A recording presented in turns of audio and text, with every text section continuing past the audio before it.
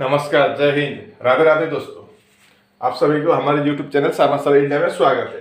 Reasoning का आज का पहला सवाल देखते हैं। ये ब्लड रिलेशन से पूछा गया सवाल है। Pointing to a photograph, Sneha says he is the son of the only son of my grandfather. How is the man in the photograph is related to Sneha. अब ये पेन उठा के करने की जरूरत ही नहीं है, आप मुंह से ही कर सकते हैं। मतलब स्नेहा ने क्या बोली, यहाँ पर मेन कैरेक्टर है किसका, स्नेहा का, और उस मैन का जो फोटोग्राफ में दिया गया मैन है। स्नेहा ने क्या बोली, ही is the son of the only son of my grandfather. मेरे ग्रैंडफादर मतलब मेरे दादाजी के एकमात्र बेटे के बेटा है, बोला है, बोलिए। तो मेरे दादाजी का एकमात्र बेटा कौन होगा, मेरे पिताजी होंगे। अगर मेरे दादाजी का बेटा बोलने से मेरा चाचा भी हो सकता था, लेकिन यहाँ पर मेरे दादाजी का एकमात्र बेटा बोला, only son of my grandfather, मेरे दादाजी के एकमात्र बेटा मतलब मेरा पिताजी। और ये कौन है, ही is the son of the only सन मतलब मेरे पिताजी के बेटे। तो मेरे पिताजी के बेटे मेरा क्या होगा, मतलब मेरा मतलब यहाँ पर स्नेहा के बात चल रहा है। तो स्नेहा का वो क्या होगा, स्नेहा का दादाजी का एकमात्र बेटा कौन है, स्नेहा का पिताजी है। और पिताजी का बेटा स्नेहा का क्या होगा, भाई होगा, यानी कि ब्रदर। ऐसे भी आप कर सकते हैं। अगर इसको आप कंफ्यूज हो तो मैं इसको लिख के भी दिखा देता हूं। स्नेहा का बात चल रहा है, स्नेहा का अब क्या, ग्रैंडफादर मतलब अपने फादर का फादर, ये फादर है। तो ये ग्रैंडफादर होगा। क्या बोला है, says he is the son of the only son of my grandfather. Grandfather का एकमात्र सन मतलब हमारा पिताजी हुआ, मतलब स्नेहा का पिताजी। अब उसका सन, पिताजी का सन मतलब यहां पर है, तो इसका क्या होगा, ये बेटी है, पिताजी का बेटा है स्नेहा, बेटी। तो बेटा स्नेहा का क्या होगा, भाई होगा, यानी कि ब्रदर। अब ये दूसरा सवाल देखिए, Which month in the group is different from the group। यहां पर दिए गए 4 महीने का नाम दिया गया है, तो इनमें से कौन सा वाला ओड होगा, वही हमको पता करना होगा। अब ऐसे देखें तो क्या, जून 6 महीने में जून आता है, और मार्च को हम 03 लिखते हैं, और नवंबर को हम कितना लिखते हैं, 11 लिखते हैं, और सितंबर को हम 9। अब यहाँ आप बोलेंगे कि ये पहला वाला, तीसरा वाला और दूसरा वाला और चौथा वाला क्या 3 से हम डिवाइड कर सकते हैं, या 3 से डिवाइड, ये भी हम 3 से डिवाइड करने पर 1 आएगा, ये 3 से डिवाइड करने पर 2, और ये 3 से डिवाइड करने पर 3 आएगा। लेकिन ये 11 नहीं आएगा। अगर 12 होता तो हम 3 से डिवाइड कर सकते थे। ऐसा बोल के आप अगर आप नवंबर को टिक करेंगे तो आपका आंसर गलत हो जाएगा। ये आपका जो महीने के हिसाब से ऐसे नहीं दिया गया है, इसका कोई दूसरा ही रीजन है। देखिए, वैसे आप जून में कितने दिन होते हैं, 30 दिन होते हैं। मार्च में कितने होता है, 31 दिन। नवंबर में 30 दिन, और सितंबर में भी 30 दिन। तो इन चारों में से आपका मार्च ओड हो जाएगा, बाकी 3 सेम टू सेम है। ये रहा अगला सवाल। किसी एक कोड लैंग्वेज में जम्स का कोड दिया है 72196, और मास का कोड दिया है 16315, और प्यूट का कोड दिया गया है 2849। तो हमको के का कोड निकालना है। तो देखते हैं क्या होगा के का कोड। पहले जम्स का देखते हैं, JUMPS। जम्स का क्या है, 72196। मास का है MASKS। मास का क्या है 16315। और प्यूट का PUTE 2849। अब यहाँ पर आप देखिए गौर से, यहाँ पर प्लेस वैल्यू की बात नहीं है, यहाँ पर दूसरा ही फंडा है। तो पहले लाइन और दूसरे लाइन में देखते हैं हम कॉमन। वैसे हम दूसरे लाइन में देखते हैं यहाँ पर डबल एस है और यहाँ पर डबल वन है, मतलब अब देखते हैं यहाँ ऊपर से, यहाँ पर भी एस है और वन है, मतलब एस का कोड क्या है, वन है, वो हमको पता चल गया। अब एम का आसान हो जाएगा निकालने के लिए, यहाँ पर भी एम है, यहाँ पर भी एम है। अब दूसरा कौन सा कॉमन है, 6, यहाँ पर भी आपका 6 है।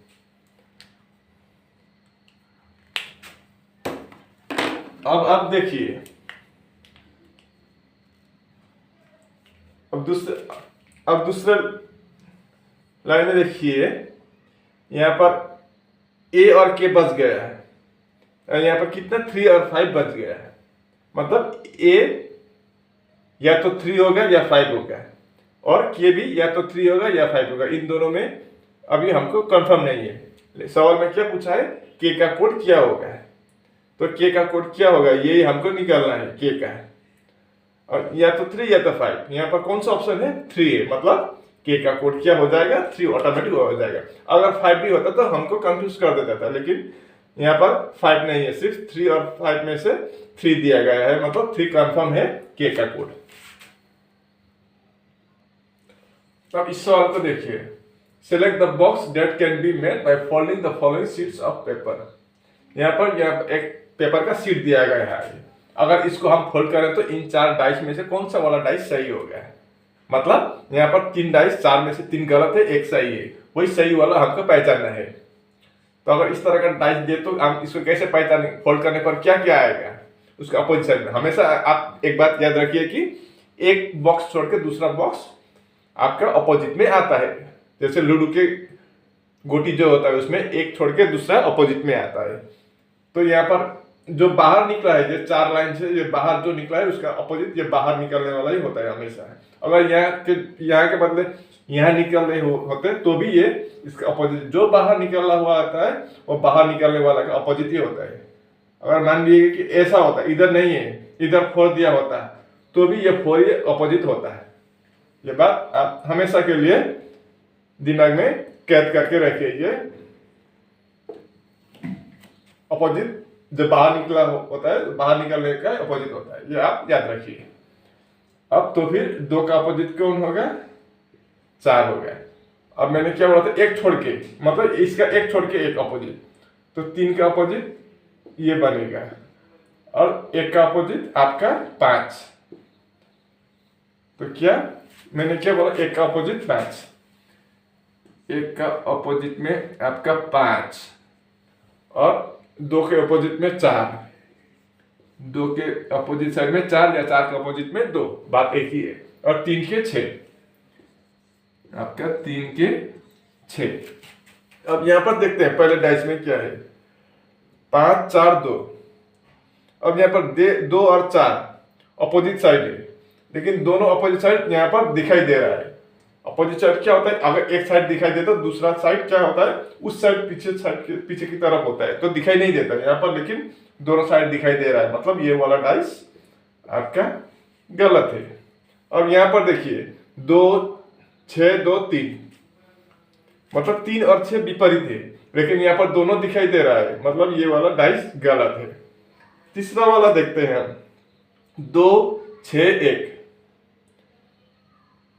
ये वाला सही है, क्योंकि देखिए 3 साइड होता है, दिखाई देता है, तो एक साइड का इनमें से 1 दिखाई दिया है, दूसरे का यहाँ से 1 दिखाई दिया है, यहाँ से 2 दिखाई दिया है और यहाँ से 6 दिखाई दिया है, मतलब 3 साइड का 3 दिखाई दे रहा है, मतलब ये वाला सही है। अब यहाँ पर देखिए 5 6 1, मतलब 1 और 5 विपरीत है, लेकिन यहाँ पर दोनों दिखाई दे रहा है, मतलब ये भी नहीं होगा। उम्मीद है कि आप इसको अच्छी तरह से समझ गए होंगे, क्योंकि इस तरह का रीजनिंग मैंने आपको बहुत बार दिखा चुका हूं पहले भी। अब इस सवाल को देखिए, if 24 + 17 + 53 equal to 175324 and 28 + 63 + 84 equal to 638,428, then find 57 + 43 + 8 equal to question mark. Question मतलब इसका क्या होगा, तो इससे ये कैसे आया, इससे ये कैसे आया वो हम देखते हैं। यहाँ पर पहले क्या है 17 है, मतलब बीच वाला आ गया, तो हमारा यहाँ पर बीच वाला क्या है 43 है, तो 43 आ जाएगा, मतलब ये दोनों कैंसिल एलिमिनेट हो गए। अब उसके बाद क्या है 53, मतलब पीछे वाला है। अब यहाँ पर देखते हैं दूसरा वाला में, यहाँ पर भी पहला ये 63 दिया गया है, तो दूसरे नंबर पर क्या है 53 है यहाँ पर, और यहाँ पर दूसरे नंबर पर पीछे लास्ट का है, तो यहाँ पर भी लास्ट का हो गया है, मतलब 8, और लास्ट में क्या है पहले वाला है 24, यहाँ पर भी पहले वाला 28 है, यहाँ तो फिर यहाँ पे पहले वाला 57 हो जाएगा। तो ये वाला क्या है 4 3 8 5 7, यानी कि आपका सी वाला ऑप्शन सही जवाब होगा। क्वेश्चन मार्क की जगह पर आपका 4 3 8 5 7 हो जाएगा। इस सवाल को देखिए, फाइंड द मिसिंग नंबर। यहाँ पर क्या दिया गया है बॉक्स में 4 37 3 5 61 4 6 क्वेश्चन मार्क 4, तो क्वेश्चन मार्क की जगह पर कौन सा नंबर होगा वही हमको निकालना है। तो ऐसे भी कर सकते हैं, ऐसे भी, लेकिन यहाँ पर ज्यादातर ऐसा संभावना दिखाई दे रहा है आपका हॉरिजॉन्टल में। तो 4 37 और 3 ये वाला है। अब मतलब ये और इससे बना है, अगर हम 4 का स्क्वायर करें तो 4 × 4 16, और इसका करें तो 16 + 3 का स्क्वायर 9, नहीं होगा। अगर हम 4 का स्क्वायर करें और 3 का क्यूब करें तो कितना होगा 4 × 4 16 + 27 3 43 होगा, 37 नहीं होगा। तो हम क्या करेंगे, अब इसको मल्टीप्लाई करेंगे, तो 4 × 3 कितना हुआ 12। अब 37 लाना है तो हम × 3 करेंगे तो 36, और लास्ट में क्या करेंगे +1 37, मतलब हमने क्या किया × 3 और +1। अब दूसरा वाला में देखते हैं 5 61 4 5 61 4, तो यहाँ पर पहला और तीसरा मतलब इंटू किया था, तो 5 × 4 कितना हुआ 20, उसके बाद × 3 किया था, तो × 3 करेंगे तो 60, उसके बाद +1 करेंगे तो 61 मिल गया।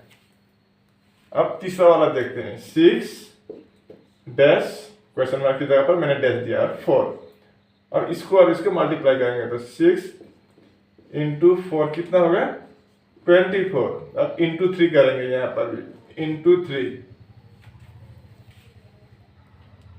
तो 6 × 23 करने से कितना होगा 27, आपका 72।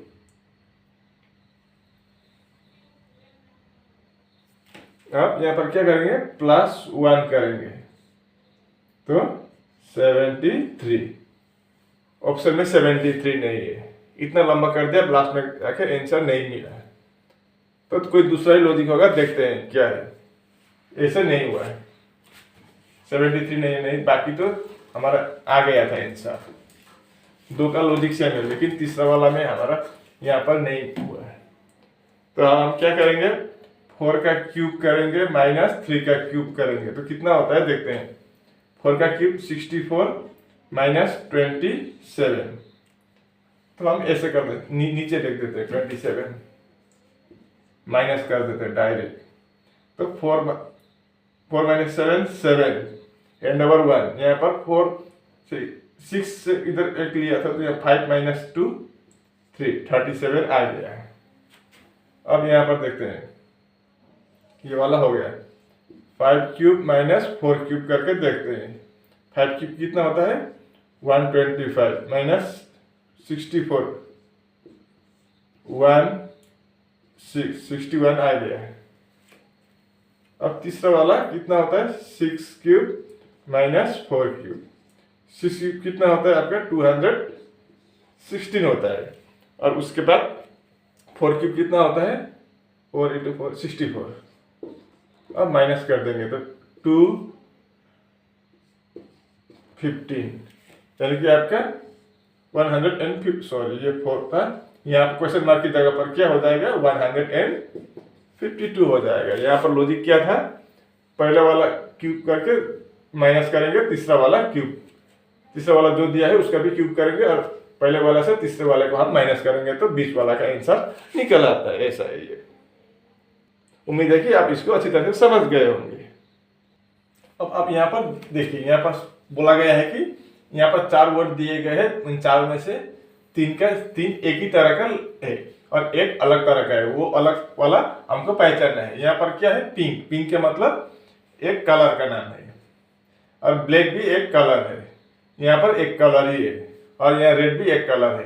तो इन चारों में से कौन सा वाला ओड होगा वही हमको पहचानना है। अगर हम इन चारों को पिंक कलर, ब्लैक कलर, और रेड भी कलर बोलने से हम कंफ्यूज हो जाएंगे। अब इसको हमको अलग करना है तो इसके पता लगाना है तो क्या बोलेंगे हम, पिंक को एक गुलाबी रंग या एक कलर का नाम है पिंक, ब्लैक भी एक कलर का नाम है और रेड भी एक कलर का नाम है। लेकिन कलर का नाम नहीं है, कलर सिर्फ एक शब्द है। ये गुलाबी है, ये काला है और ये लाल है, लेकिन ये कलर का मतलब सिर्फ रंग है, ये कोई भी रंग हो सकता है। मतलब आपका सी वाला ऑप्शन सही जवाब होगा। इन चारों में से सी ओड हो जाएगा। उम्मीद है कि आप इसको अच्छी तरह से समझ गए होंगे। अगर वीडियो पसंद आए तो लाइक और शेयर और सब्सक्राइब जरूर करना। आज के लिए बस इतना ही। राधे राधे।